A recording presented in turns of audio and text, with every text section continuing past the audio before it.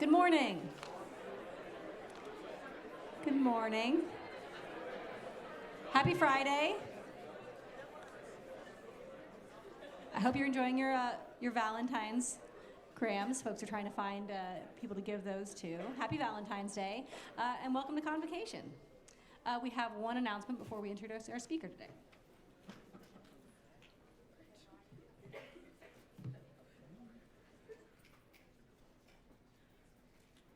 Can I get the professor office hours slide?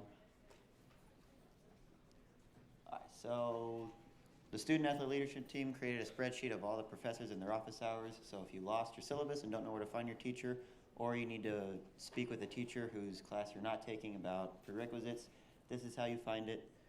And then I also want to make sure everybody's paying attention to our great convo speaker, my Spanish teacher. She's pretty awesome.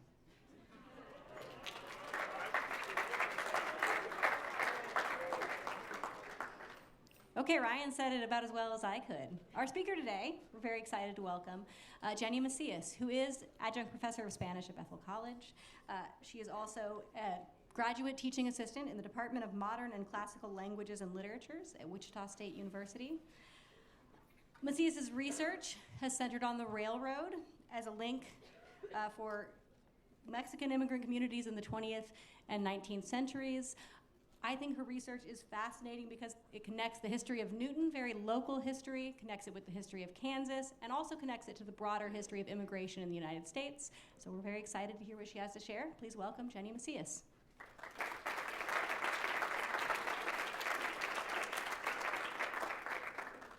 First of all, I want to say thank you to you guys because it's like really cold this morning and I didn't want to get up, and the fact that you guys got up just to come speak to me, hear me speak means a lot to me, so thank you guys.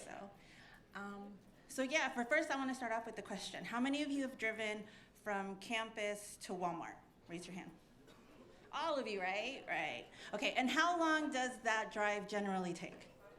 But what can make it take 15 to 20 minutes? We've all gotten stuck here, right? I moved here from California, and the first thing I thought was, oh, this is a nice little town, it's nice and quiet, but there's trains all the time. And you think, oh, it's a few blocks, but no, that few blocks, instead of being 2-3 minutes, becomes 10-15 minutes because you get a train. So then my children started going to school, and then what's the mascot for the high school, actually the entire town? The Railers, right? And I'm like, okay, what's a railer? Okay, so a railer is, the guy who hammers in the spikes, right? And then here's the train again, and I'm like, okay, there's this little town, and it's obviously obsessed with the trains. Why? Why is this happening? So what do you guys know about the history of Newton? Anybody know anything? It was an old cattle town. It was an old cattle town, yes. What else? Bloody Newton, yes. And there's a historical marker, right? Think on Broadway or on 5th Street, on one of those. Anything else? All right, so that's about all I knew. And I knew about the wheat from the Russian immigrants, the Workington House, and you can go to the Workington Mill, right? You have all these things that have happened. So somebody mentioned the cowboys, right? So yeah, Newton was a cow town originally. So cowboys would hurdle cattle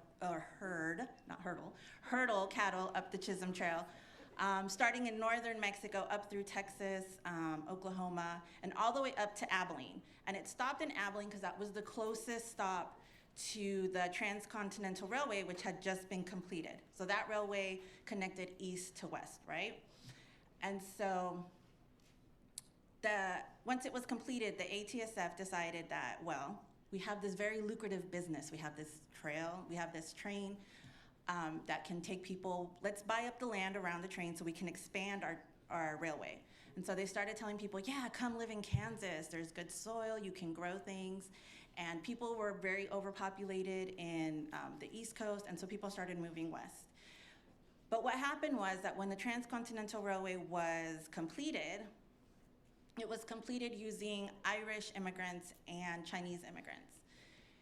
But the Chinese Exclusion Act, after the rail was completed, excluded Chinese immigrants from doing labor.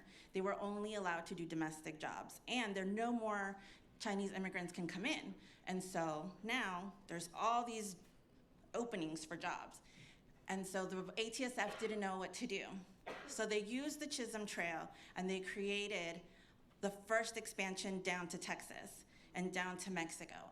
And in Mexico, the Mexican Revolution was going on. So there was a lot of poverty, there was a lot of chaos, they weren't sure what was gonna happen. And so they decided a lot of those workers that initially came were actually cowboys that came before the Chisholm Trail that would help herd the cattle. So now they were gonna come help and expand the railway. And so literally trainfuls of Mexican men came to help expand the railway. And so Newton, so there's the map again. And all those dark lines are where the train was expanded to. And if you notice that one spot in the middle, right around right here, right, where they all intersect, Newton's right there. So everything was going from north to south, east to west, had to go through Newton to change direction. That was the place. We were the bullseye. We were the most important spot for the rail. And you're gonna think that this is the time before highways, before the big diesel trucks, before everything was being transported. Everything had to be transported by train, right? So this is Newton when it was still a cow town, right? And there's that first little railway. Looks nothing like it looks like now. And the ATSF really invested into making everything grow to the point that this picture is before it was actually known as the city of Newton. Does anybody know where Newton got its name? Somebody said it over here. Newton, Massachusetts. And why Newton, Massachusetts? Because one of the majority shareholders for the ATSF, that was his hometown. And when Newton became the bullseye, they decided to name it after that. And so this is Newton a little bit before 1911. So this is that intersection where there's the train station, right? And then Dollar General will be right around over here. The check-in goes right over here. We all know that same intersection, right? This is what it looked like. There's like 7 different railways. That tells you how much traffic was coming through Newton. And then you had the Workington Mill, which was a big industry at that time too. And you can see all the trains had to go through there to get the wheat out. And you had these Mexican workers coming who were only coming seasonally. So they were only coming for 7 to 9 months out of the year. Then they would go home back to their families, okay? And they were expanding this railway so rapidly, the ATSF was making so much money that they decided they wanted a year-round labor force. But these men wanted to spend time with their families. So what happened is that the ATSF decided to offer free housing. And this free housing came in the form of called boxcar homes. So we all know what a boxcar looks like. So what they would do is just pop out a few windows, a door, put a wooden stove in, and that was their home. So they would come, bring their families, the families would stay on the train, they would just be off onto the side of the major railway where they were working, and that's where the families would live. And so this is actual picture of the one in Newton, because once families came, you have children, they want to go to school, or the women want to get jobs as well to help. And so they would take the wheels off, and then they would just set down the rail cars. And so the boxcars became permanent homes. And this is a lot of what they look like. Oop. So as you can see, like they're literally right next to the tracks. So you had little kids playing right next to the tracks. I mean, could you imagine? I mean, I could hear the train and I'm like at least 6 blocks from the rail. Could you imagine being right next to it and they're like blowing it? You're thinking about coal, you can smell it, you could probably feel it. And all you had was a wood stove. I mean, that's pretty harsh. And so this is actually the location of where it was. So we all know that where this is, right? On First Street, right before you get to over the river to the athletic park, this is where El Ranchito was actually located. And so families, grew up here and they were living there and it really flourished and they were really tight-knit group of people that worked together. And they didn't have any indoor plumbing. They had an outhouse in the middle. They had a shower in the middle of the community. So it was kind of like an apartment building would share a pool. That's how they would share their facilities. And so the men would go to work and the women would stay. And there was a really great story that I didn't know about, and it's about this lady right here. And her name is Nurse Kilpatrick. And a lot of the mothers were starting to have their children here and wanted them to learn English and wanted them to have an education. But none of the teachers wanted any of the Mexican students in their class because of the language barrier. And it would take too much time to try to teach them, and they were slower, and so nobody wanted to. So Nurse Kilpatrick decided that she was already going there to give like wellness checks to the children, that if she was given a teaching license, that she would be willing to teach. So the state of Kansas gave her an emergency teaching license, and she was the first form of education that community ever was able to have. So I thought that was a really interesting story. And then there were also people of faith. Now Mexicans are mostly Catholic, and St. Mary's was already established at that time in Newton. They were not allowed to worship at St. Mary's. They were always asked to leave, or they were not allowed to come into the service. And so they would have outside service. It's really cold today. If today was Sunday and we're trying to have service, it's not very convenient. It's not very nice. So it wasn't like they could do this all the time every Sunday, and in the winter it was especially harsh. And there was a great priest from Hutchinson who would come and do the services. And so what they did was they decided, well, if we can't go to the church that's already here, let's try to build one for ourselves. So what the women did while the men were out building the rail was that they cooked burritos, tacos, tamales, anything you can think of, anything that they could sell that anybody would buy. And they started fundraising to build their church. So in 1920, the first Our Lady of Guadalupe Mission Chapel was built, and that's how it was fundraised for it to be built. And it stood there until about 1960, and it was right there. So you would see that they had the different places where they lived, and then the communal bathrooms, and then they had their church. And in 1960, it was torn down, and then the new one was built. Although this picture isn't a picture of the one that was built in 1960, this is what it looks like now. So in the meantime, while all these people were building this community and building their church, and these immigrants were, trying to be part of the community and definitely, helping the railway expand, bringing in more commerce, Newton starts getting bigger. So this is one of the first train stations. And then you can see a drastic change into the second one right here. So it becomes 3 floors, a lot bigger, and Newton's growing. And this picture was the one that surprised me the most. So this is Main Street in 1911. Have any of you ever driven down Main Street and seen that many people? I don't even think that many people live in Newton right now, let alone that they're out on Main Street, right? So when I looked at it, I was like, no, they're lying. Like, they're just trying to make Newton look better. But now, this is a real picture.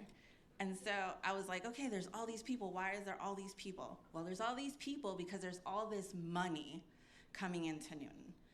There's all this importance, there's all this power to Newton that, you wouldn't think now that was the case. So this is the headquarters for the ATSF. There's so much power, so much commerce, so much stuff coming through that we have 2 presidents come and do their campaign here. So you have Taft, who comes through, and you have Theodore Roosevelt that comes through. Now they're coming through not to get Kansas votes. They're coming through to get Newton vote, Newton money, right? You think now when you think presidential elections, you think of the swing states like Ohio and Florida. Well, in that time, it wasn't really the states, it was the people. So the amount of money, the amount of power that Newton had was so important that presidents had to come here to ask for support. So this is a picture also of El Ranchito down here at the bottom. And then you and most of you seen the Fred Harvey building, right? It's not very nice anymore, but it was divided into different sections, and one was for meat, to prepare poultry and things, and one was a bottling service type thing. And so Newton actually bottled its own Coca-Cola. And it bottled its own Coca-Cola, and it was stamped with the Newton on the bottle, and said Fred Harvey, Newton, and it was bottled for the Harvey houses.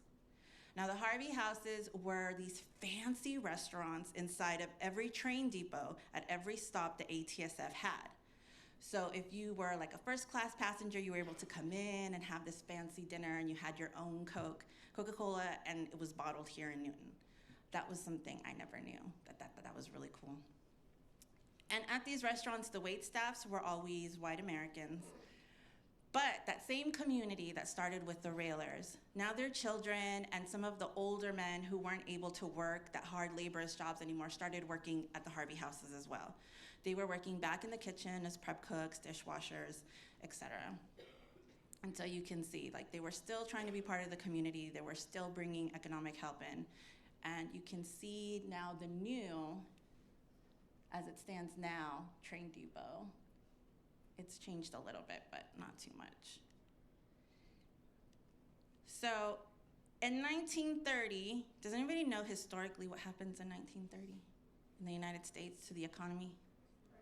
Great Depression, thank you, yes, okay. So we have this Great Depression that happens, and the governor of Kansas writes a letter to the owners of the ATSF, and they say, you know, we know that you employ a lot of people, and you know, you're very important, but could it be that you could use white Americans rather than Mexican labor because, you know, we're having all this trouble economically, it'd really help us out, you know, if you could do it, and he sent off the letter. 2 days later, the ATSF says, we've tried this before. We've had groups of 80 that turned to 18 in a few weeks because white Americans don't want to do this work. They don't want to do it for the pay. We would do it if we could, but we can't. And I thought that was really cool that 2 days later, like, they really responded like, no. So in the meantime, Newton's still growing, and at some point in the 50s, I believe, Newton had every major department store. There was a JCPenney's, there was a Sears, there was a Woolworth. I mean, you think now we all go to Wichita, right, to go to the mall, because that's where most of the stuff we want to buy is at. Well, back in the day, Newton used to be that place. So Newton had everything on Main Street. And in the 1950s, you also have to think that segregation was still very much in play, unfortunately, right? And so in the storefronts, there were different signs. And I've done a lot of interviews with a lot of people who've lived through living in the ranchito before it was bulldozed. And they had this really interesting story about shopping on Main Street. And that there was a lot of times there was different signs, whites only, blacks only. And then there was one sign that was no dogs allowed. And I thought, no dogs allowed. Like, were people walking around with their dogs and trying to go shopping with their dogs? I thought that was like a millennial thing. Like, I don't know what's going on. And she's like, no. She's like, the dogs were referring to Mexicans. So no dogs allowed meant that no Mexican was allowed. So a lot of the storefronts didn't allow them to shop along Main Street. And I thought that was a very interesting story too. So the workers keep working, they keep expanding, the families keep growing, and eventually the ranchitos bulldozed in the early 60s. And this is actually the only mark that's left. And you can see the square here from where the foundations of the buildings were. And that's all that's left. There's no historical marker. There's nothing saying this community was ever here. Although if you think about the railer, that's who they were. They were the railers of Newton. They were the ones expanding the railway. And after I realized this, I was like, okay. I was like, is this true for everywhere else? And then I thought about Wichita. And when you think about Wichita, if you want to get good tacos, what side of town are you going to go to? The north side. Thank you. Who said that? 21st and Broadway, right? And what's on 21st and Broadway? You have to get over them to get there. The railroads. Anybody been to Los Angeles? Okay, well, I'm from LA. Okay, Los Angeles. Boyle Heights, East LA. What separates that from the city? The river and the train tracks, right? Okay, if you think about Topeka, the Latino neighborhood, right next to the train tracks. Think of Kansas City, right next to the train tracks.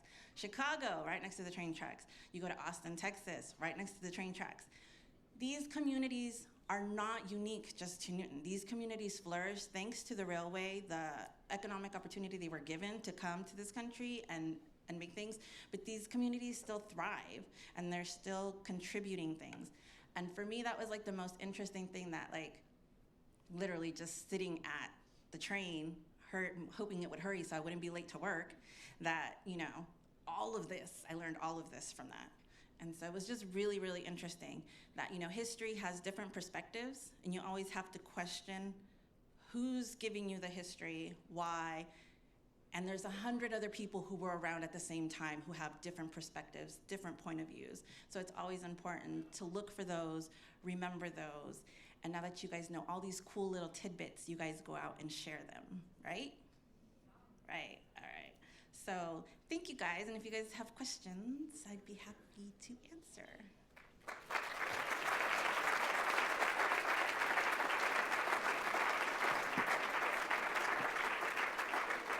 Thank you.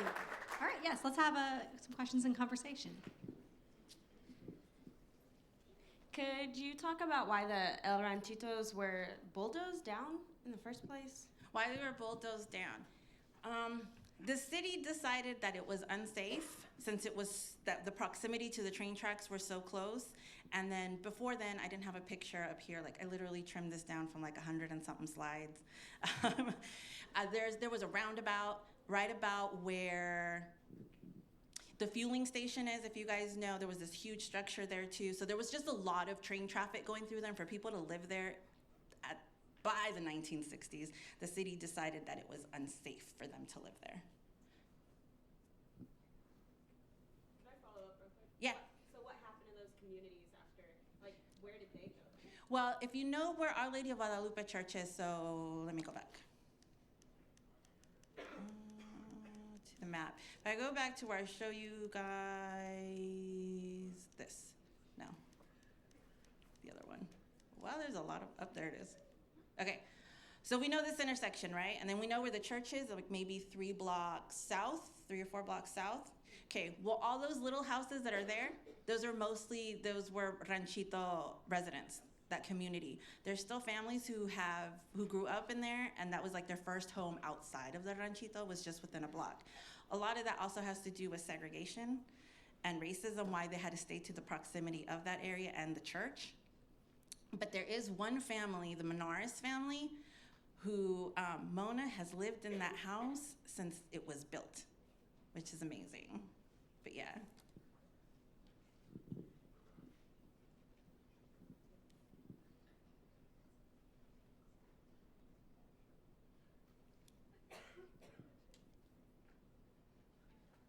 A question submitted online. Why do you think some things in history are forgotten or glanced over? This is stuff that needs to be taught. I feel the same way, which is kind of why I do this, but yeah, I took a course, and what I mentioned at the end, where history has different perspectives, and the word my professor used was histories, because it's plural, right? We're all sitting here right now viewing my presentation, but my point of view is going to be different than all of you, right? And each of you will have a different point of view because you've been brought up different, you've thought different, you knew different things. But are we not in the same moment in time? But we're each gonna tell it differently. So what's important is to, when you read history or you learn about history, you don't take it as, this is the only way it could have been told, this is the only way it could have happened. It's to always look for different perspectives, different points of view, and make sure that they're included. I hope I answered that question.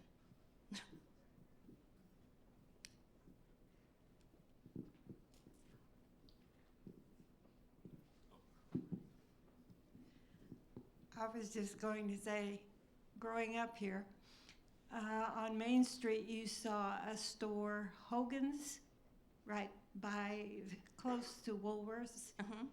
And that was run by Morris Hogan, who was a Catholic and who graduated from Bethel. And, but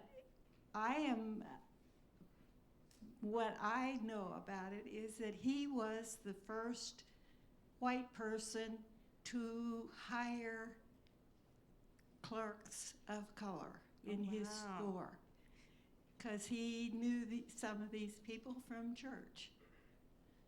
Do you know if he's still, well, I mean, I'm imagining he's not, but any family or anybody you would know? I don't know if he still has family here or not. Oh, don't leave and let me talk to you when Okay. before. This is also my specialization for my master's degree, and so I'm doing oral histories and writing a paper, so hopefully it gets published. So that's something I would definitely be interested to add into there. Thank you. Hi, I just want to say thank you for talking. Me and Brianna are actually from Dodge City, Kansas, and so I know that a lot of like this history also connects with Dodge City's history, and so that's really cool. And I don't know if you've done a lot of like looking into Dodge City, but I think it's really fascinating. And if that's part of your master's, or that might be something cool. Yeah, to look at. I actually have another grad student who did his thesis on Dodge City, and then another one who did it on Garden City. So, and working with the meatpacking industry and the immigration influx there. But yeah, it is super interesting, right? Because you think Kansas and you think, this isn't LA, this isn't Miami, there's not that many Latinos, like there's not that many immigrants here, but there is, right? It's just really interesting to learn different things. Thanks, Jenny. Do you have, by any chance, demographics of what were the percentages of the rail workers here in Newton? And my question goes is, I would like to know if that's the reflection of the mascot of the rail workers. I didn't want to get into the mascots of the railroads, because that's like a whole different presentation. That gets more into the racial theories and things about that. But the demographics are really tough to get from the ATSF, and it's really tough at that time when Newton was first developing, because there was no census at that time. And if there was, they didn't count everybody because not everybody counted. So it's really difficult to find. What I've been doing is going through church records and seeing like the registries of baptisms, first communions, and things like that, because then you can manually count how many people were actually here. The ATSF doesn't really have a big archive either. They have like a list of employees that they do have open, and so I'm going through and just looking for, I mean, as stereotypical as it sounds, just Latino last names, basically, because there wasn't like, check this box if you're white, check this box if you're other. It was just a list of names. And so that's been really time consuming, so I kind of left that to the side because I just kind of focused on the history. That's a great question. Another question submitted online. So if Newton started out as a superior city as opposed to Wichita along the lines of chain stores, what caused Newton to fall behind what we know as Wichita today? Like what happened for like all of those cool stores that they're like, why did they leave? All right. So remember how I said at the beginning, all the cattle went up to Abilene, right? But once the ATSF expanded, it came down to Newton, right? All right. So then Wichita in about the middle of the 70s, I want to say, early 80s, because in 1980 was when the ATSF decided Newton wasn't going to be their center. Wichita became the center. So Wichita stole all that from us. Let's just say that, right? Before we were going to be the big dogs, but they said, no, we want to be the big dogs, and so it moved down to Wichita. So then Wichita was the central for ATSF for a few more decades, and then it went back up to Newton because now the Amtrak comes here, but not Wichita, right? So Wichita grew, and they said, no, we don't want all this train traffic, go back to Newton, and now we get stuck at the trains, but we don't get none of the cool stuff.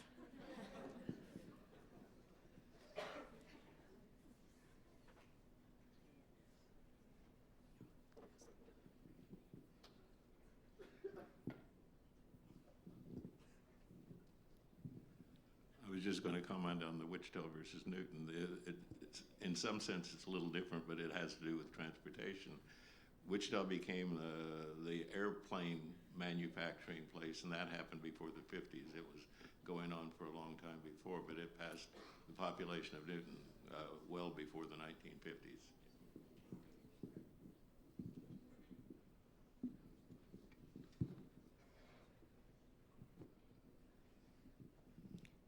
I have a question about the churches, and Our Lady of Guadalupe and St. Mary's. Do they work together at all now, or what's that relationship been like? Oh yeah, now they're like sister churches, and there's a lot of things that they do together now.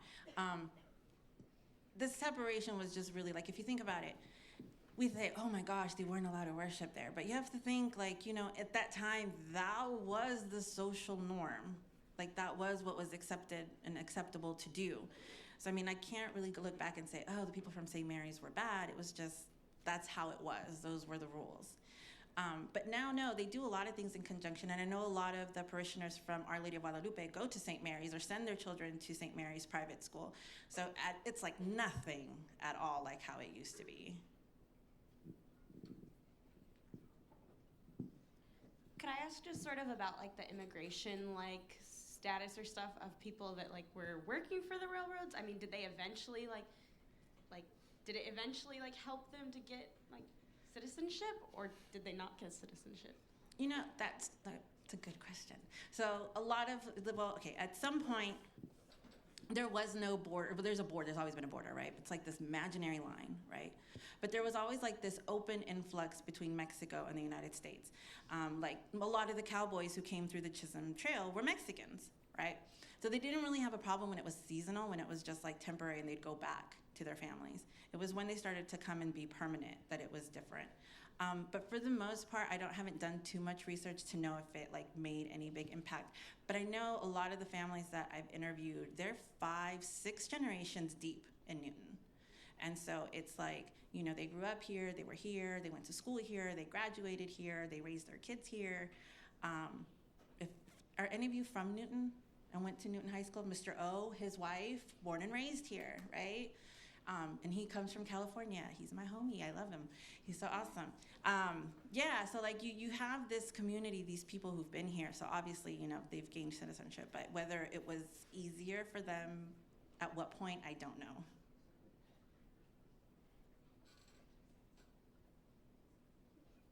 Another question submitted online. How many interviews have you done? Where do you find these people? Are they still in Newton? Oh, I have about 23 different interviews. And most of them, I got the hookup at church. So my mom moved here first, and my mom's Latina, right? She's Mexican. So she wanted to go to the Spanish-speaking church, so she started going to Our Lady of Guadalupe. And then when I came and moved here and I started going to college and I was like, oh, I'm gonna do this project about the history of Newton and Latinos in Newton. She's like, oh, come talk to my friend Connie. Oh, come talk to my friend Mona.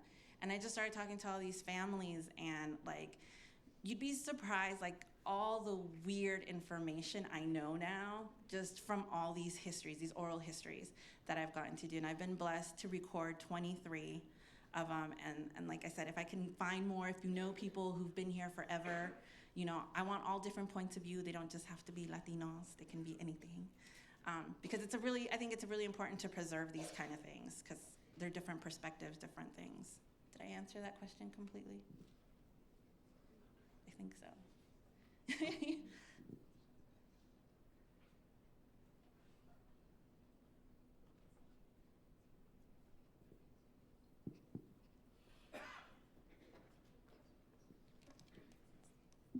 As someone from Newton, this is super exciting to hear about because I didn't know about a lot of this until I was in high school, and that's kind of terrifying because it's so important to this community and where it is now. I noticed something when you were talking about the letters between the ACS and who was it? The governor of Kansas, yeah. Yeah, and correct me if I'm wrong, it sounded like the issue was that people who were not from the Mexican community were not willing to work for the wages that they were being paid. No, it was. Oh, okay. It was the other way around. Like the governor didn't want them to use Mexican labor, wanted them to use white labor, right? To use white men. But the white men, they would give up. Because they didn't. Yeah, like enough literally. Pay. On the ATSF response, somewhere around here, no, it's tiny and you can't see it. Like they started with a gang of 80 and it would turn into 18 in 2 weeks. Like you have to think, right now, the people who work on the railway, they're outside right now, working 8 to 10 hour shifts. So that's something really brutal. It's really hard on your body. And if you're in a position of privilege, you don't necessarily have to do that, right? You have other options. You think about Mexican immigrants, where else were they going to work? And that paid them that well. Yeah. That's what I wanted. I was curious if the wages just weren't good enough for the white people in the community, and then if there was pushback against the ethicality of then paying people of color less than maybe they deserved, and if there was, You have to think about the time as well. Yeah. 1930, it was still okay to do that. And of course, like the ATSF is going to say, yeah, these are hardworking people, these are good people, they're great workers. But it's also to the benefit of the ATSF if they don't have to pay more wages, they're going to make more profit. So it kind of teeters on not saying the ATSF is like, yay, Mexicans, but they're also looking at the bottom line for their business. Yeah.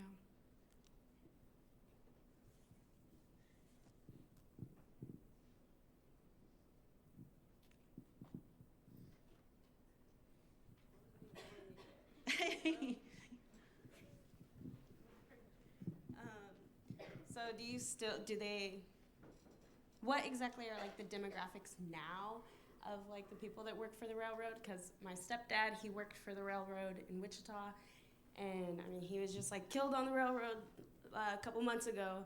But I'm assuming that like they probably didn't have decent workers' comp for Mexican immigrants. But now I know all of my stepdad's like coworkers, they were primarily white, so I'm curious if in this area, if we still see that or if it's mainly Mexican. Okay, I couldn't tell you because I haven't done the research into like today, but I can tell you just from personal experience and people that I know is that I don't know about, because now it's not the ATSF, it's the BNSF, right? The Burlington Northern bought out the Atchison, Topeka, right? So then it became the BNSF. But now there's also, it's so hard to explain. Like, you know, things have changed the way corporations are made now. So now there's also smaller companies who do a lot of the maintenance of the railways who aren't part of the BNSF, which benefits the BNSF because they can pay them less because it's contract labor outside. And I know like, Nortrack, that's right next to the cement company, which is right where the ranchito was. I personally know who works there, like, because my husband works there, and so like I've been to the company picnics, and about 80% of them are Latino. But it's not the BNSF; it's the contract company that works for the BNSF. Mm-hmm. So I mean, I don't know. I always want to say that, you know, Latinos tend to work a lot of the harder labor jobs, but that's a big generalization, and there's no numbers behind that. Disclaimer. And on that then, collecting these oral histories, did you learn any about sort of like the dangers of it and like the... Oh, definitely. I cut out a lot of the newspaper articles that I found too from the back in the day. And they didn't even mention them by name. Like you think like, oh, there was an accident. And even now, like when there's a car accident, they say so-and-so passed away.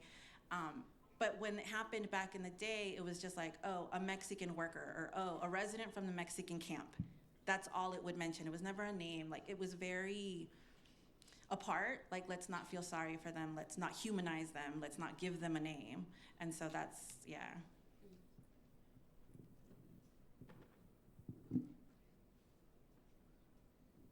Another question submitted online.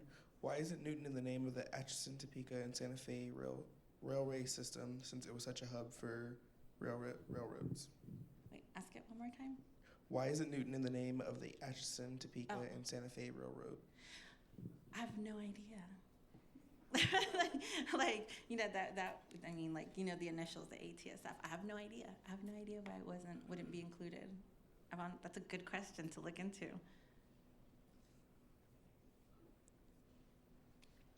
Any other questions?